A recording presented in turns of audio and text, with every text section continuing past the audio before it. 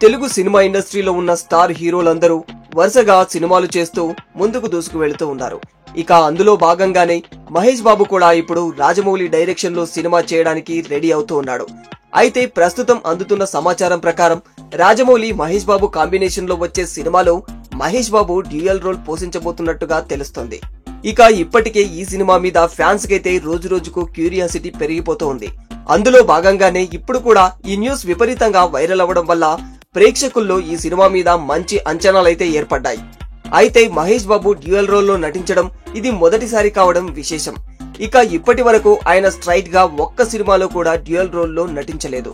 కాబట్టి ఇదిలా ఆయన కెరియర్ లోనే చాలా కొత్తగా ఉంటుందని సినిమా యూనిట్ తెలియజేస్తూ ఉంది. అయితే ఇంతకు ముందు ఎన్నడూ చూడని విధంగా ఒక అడ్వెంచర్ జోనర్ లో ఈ సినిమా నడుస్తుందట. అలాగే ఈ సినిమాలో మహేష్ బాబు నటన కూడా అద్భుతంగా ఉండబోతున్నట్టు తెలుస్తోంది.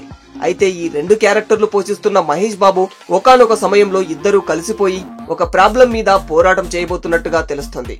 అయితే ఇందులో మొదటి నుంచి ఒక పాత్ర నెగటివ్ టచ్ ఉన్న పాత్ర కావడం విశేషం.